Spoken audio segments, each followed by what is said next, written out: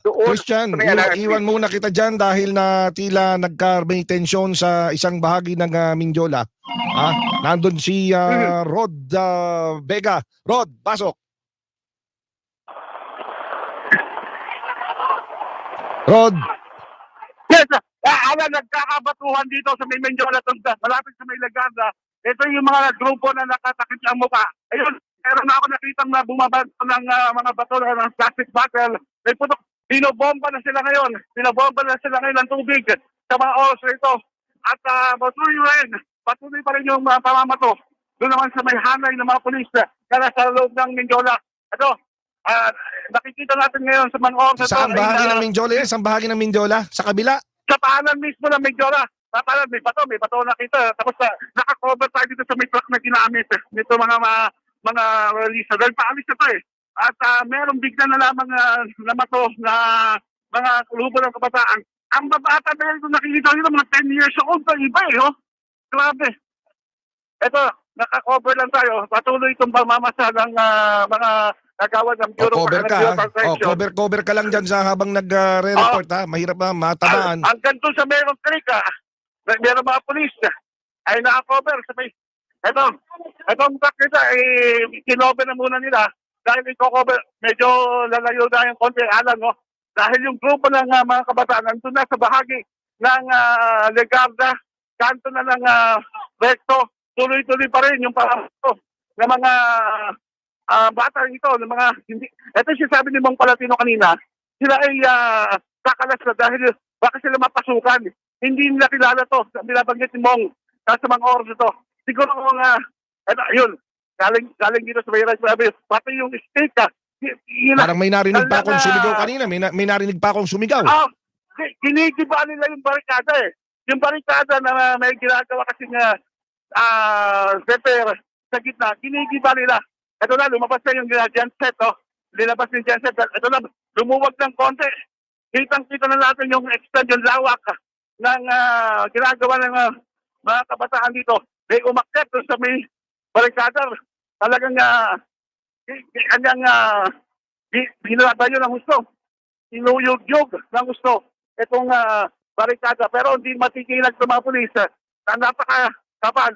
Yung mga bumbero ay nakikita natin sa mga oras to ay umaatras. May pumasok na bato sa shield. Ito na.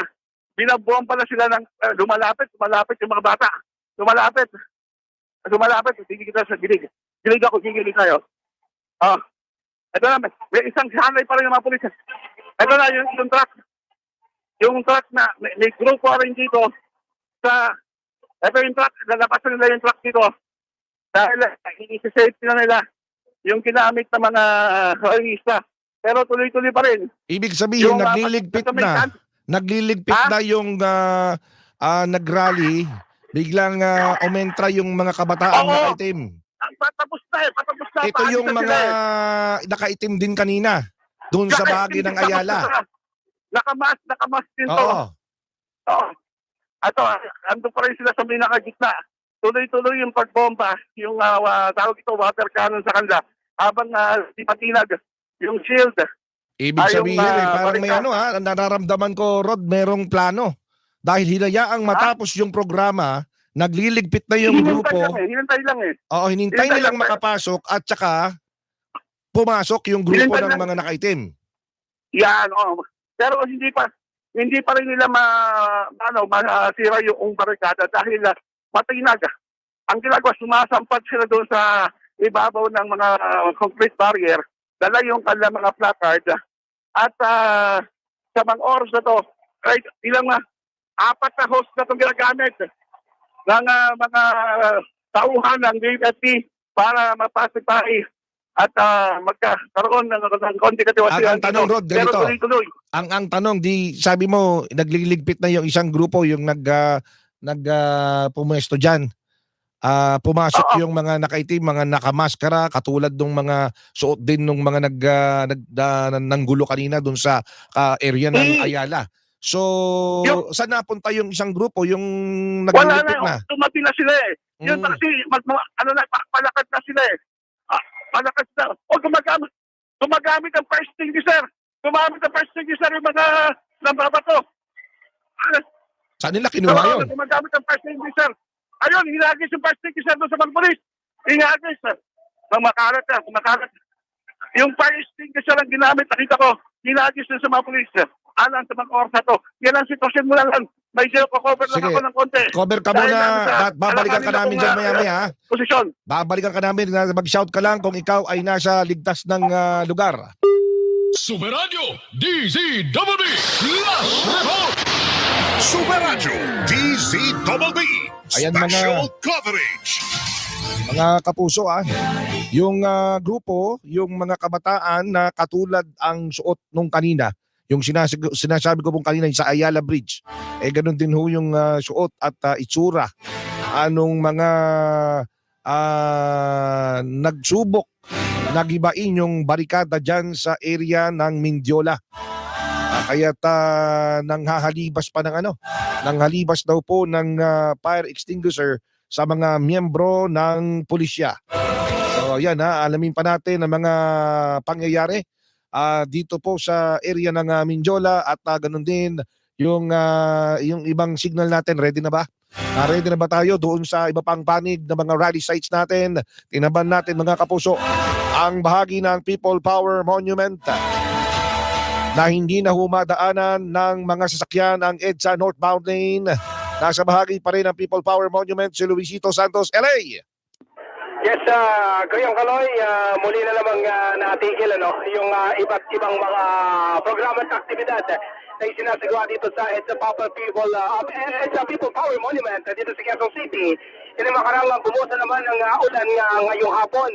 Sa ngayon ay katamtaman hanggang sa malakas na pagulan na may kasamang hangin. Malakas na hangin na yung nararanasan natin dito. Kaya marami ito sa mga kababayan natin yung talagang nagamit na naman yung mga baon nilang payong at nagsisilong dito sa ilalim ng puno at mga tent na inilatag ng lokal na pamahalaan at ng PNP.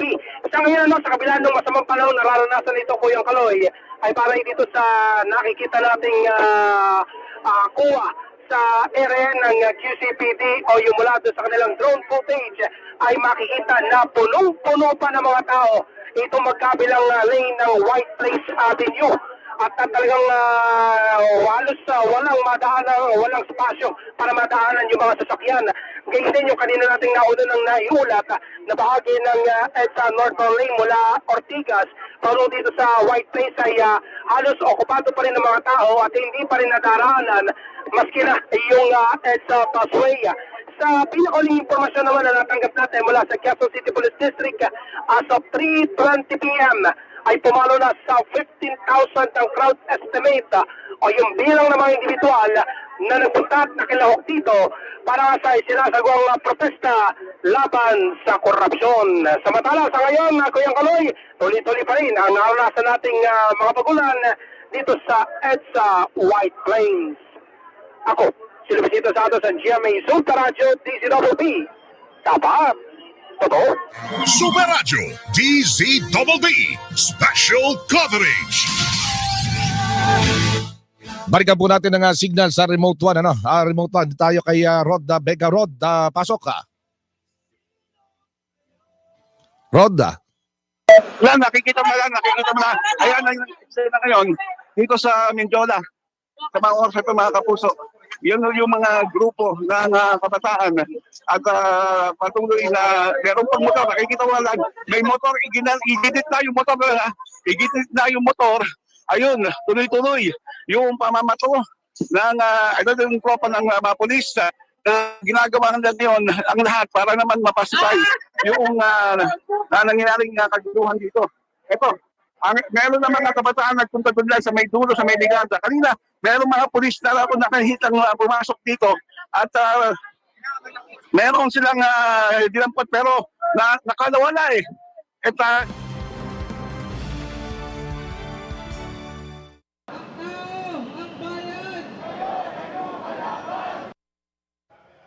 Ito ang protesta ng bayan, special coverage ng GMA Integrated News sa mga protesta kontra katiwalian. Mga kapuso, mahigit 30 ang sugatan sa gulo sa pagitan ng mga pulis at grupo ng kabataan sa Ayala Bridge sa Maynila kanina. Ayon sa tagapagsalita ng NCRPO na si Major Hazel Asilo, 39 ang nasugatan sa panig ng mga pulis. Kabilang din sa mga nasugatan, si DZBB reporter Manny Vargas. Ayon sa NCRPO, mga menor de edad ang sangkot sa gulo. Nilinaw rin ng NCRPO na nirescue lang nila ang mga sangkot at hindi inaresto. Batay sa ulat ng DZBB, sinubukan ng mga grupo na makalapit sa gate ng Malacanang at sa Mendiola mula po sa bahagi ng Luneta. At dahil sa pagharang ng mga otoridad, gumamit ng tubo ang mga nagpoprotesta para ihampas sa mga nakapwestong pulis sa nasabing tulay. Sinunog din ng mga nagpoprotesta ang isang trailer truck na iniharang ng mga otoridad. Binato rin ng grupo ang mga pulis. Para sa mas malaking misyon at mas malawak na paglilingkod sa bayan, ako po si PR Kanghel ng GMA Integrated News, ang News Authority ng Pilipino. At nagpapatuloy po ang special live stream coverage ng GMA Integrated News sa aming YouTube at Facebook pages. Abangan din po ang mga updates sa 24 Oras Weekend mamayang 5:30 p.m. Merong mga malalaking pagtitipon para makasira ng pandinig. Pero yung iba, napaatras at mga ilang minuto pa lang, ilang segundo pa lamang, bumabalik doon sa pwesto. At nagpapaplas pa nga sila ng dirty finger doon naman sa mga pulis sa mga oras na to. Yan nakikita niyo mga kapuso live na nangyayari dito sa bahagi ng Mendiola. Pero tingnan mo, may dalang fire extinguisher. Ayun, tumugod yung fire extinguisher. Mamaya, ayun, binato na naman. Sinagis na naman yung barikada. Ayan, yung may dalang fire extinguisher. Di ko alam kung tumahimik na. O, nagkaroon ng kantsawan tumigil. Itong ingay sa mga oras na to. Yan po ang aksyon dito sa bahagi na Mendiola. Medyo humupa na ng konti alam. Oo. Pero dun sa may, Sige lang. At dun sa may bandang Ligarda area, papunta Ligarda, meron pa nakikitang merong hinahagis na mga bato at mga bote papunta naman sa bahagi ng Mendiola. Rod, si partner Carlo mo na ito at humalili na tayo kay Alan. Yes, Sa ngayon, Carlo. Yan. meron bang mga nakikitang dinadampo? Ayan naman. At nagsimula na naman yung pag-iingay ng equipment ng MPD para mapataboy. Pero hindi. Yan yung LRAD. Ang tawag dyan, LRAD. Long Range Acoustic Hindi na Device. tuloy yung ulan, pero yung ulan ng tubig kanina ay tuloy-tuloy. Umatras na yung bombero. Hindi ko na nakikita yung bombero dito. At may posibilidad na ito nag-refill ng tubig dahil tuloy-tuloy eh.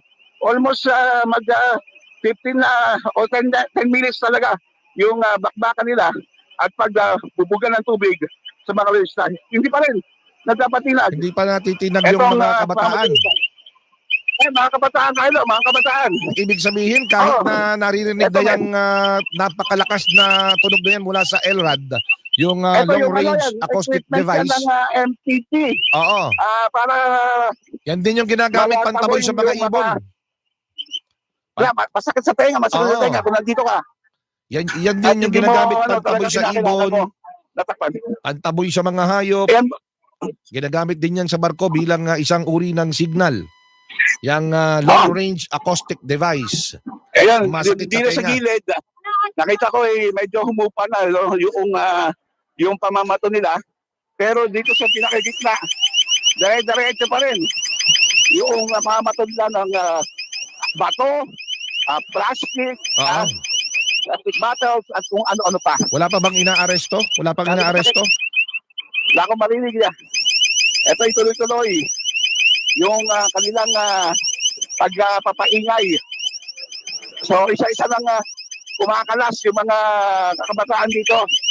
Alam mo yung mga nakita natin. Masakit sa tenga.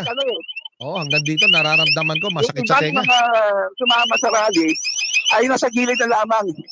Ito lang mga dito sa harapan natin. Ito grupo ng kabataan. Ito lang talaga yung porsigido sa kanilang ginagawang pagkilos sa mga oras na ito. Yeah. Tuloy-tuloy. Masakit sa tenga. Meron Masakit pa na. ako nakita may nagsunog. Meron silang yung parang blowtorch na dala. Oo. Ha? Pero ito, yung ibabato nila, titigil lang natin. Medyo nag-distansya lang tayo ng konti. Dahil yung bato ay nagliliparan pa rin doon sa may paanan ng Mindona sa mga sandali ito. Ayun. Sige. At masakit na. Sige Rod, medyo kung ka muna. Cover ka muna ng konti. Alam ko medyo mahirap na tayo magkaulinigan yan dahil napakataas ng decibels yan. Sobra-sobra para sa ating mga tenga. Yung ganyang instrumento na ginagamit ng ginagamit ngayon ng Philippine National Police para mapahupa yung tension. No, hindi ka man hinahataw ng tubig diyan. Papaling lang ako ng konti dito sa mayroong Legazza side. Oo. Dahil hindi dito na nakikita yung concentrate ng batuhan eh. Yung pamamato eh. Di ba? Wala na sa pinakagitna. Nasa Although sa Legarda gitna area kasi, na sila. Lumayo na. Nagtipon-tipa daw. Yung sa gitna nagpunta na yung yung mga kabataan ito.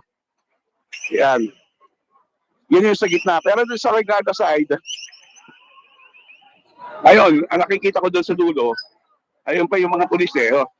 Tuloy-tuloy pa rin yung nangyayaring pag-advance, pagbabato. Oo, pero mga- wala pang yung mga pulis hindi naman uma-advance Legazza mula side sa kanilang pwesto. Kaya may narinig tayong sigawan. Sugod. Tumatras yung mga pulis doon, oh. Legazza, oh. Ito na, mga kapuso. Alam ko may creek dito, Kaloy, eh. Pamilyar ka dito sa malapit sa CE, sa side ng San Beda. Merong creek dyan sa gilid. Yan. Na-advance sila. Naka-advance sila ng konti. Diba? Ito, silipin natin ito. Yan.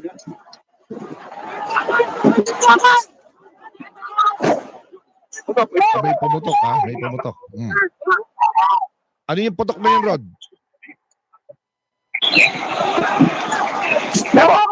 Yan ang sitwasyon dito sa may Legazza sa ito. Ayun yung click. Marami kong Ayun, nakita sa may video tricycle doon. na nakaitim.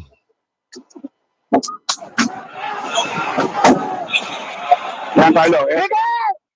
Yan. Yun, may pulis na kumalas. Diba? May sumisigaw, ah. Nagkataw sila. May sumusugod, oh. Ano? Marami palang pasag dito, Kaloy. Yung pasag kanina, oh. Ito yung sa billboard. Ayun, nandyan na sila sa gilid ng creek. Ayan, ito. Ayan, Ng ito na. tabi mismo ng Mindiola Bridge. Oo. Ito na sa Mindona Bridge, ito. Yung mga pulis, ayun, oh. Yun. Ganito sa may gilid. Cover ka lang, ha? Cover, ha? Nakapasok, Aloy. Nakapasok. Cover ka lang. Nakapasok sa Mindona. Doon sa unang barikada. Yung sa unang barikada, nakapasok. Andali. Yun. Napatras yung mga pulis. Aba, desidido itong mga kabataang ito na... Nakapatras yung mga pulis, Aloy. Nakapasok sila. Sa unang barikada to.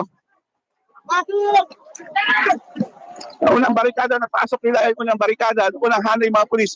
Pero meron yung second gate. Ito yung gate na bakal. Yung gate na bakal. Yan. Nakakarinig ka ng... Oo, nakakarinig ako. Basta Ayun na tayo. ingat lang, ha? Palaging Medyo hindi mo ayun na natin. pumuesto ka sa Meron silang magandang pinapasok na payloader dito. distansya muna tayo. Distansya. Pasok. Ayan, nakapasok. Ito na. Distansya lang, ha? Distansya.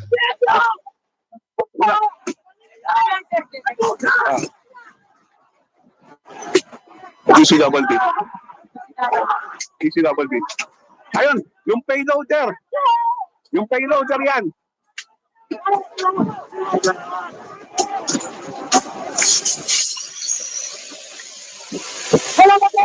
Parang ang daming kabataan na naglalakad papunta ng loob ng Mindiola. Atas tayo. Pinagtatapon yung mga ano ng gamit ng pulis.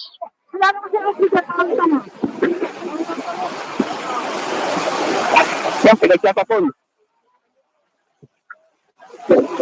Distansya lang, Rod, ha? Distansya lang. Kailangan na ingat, ha?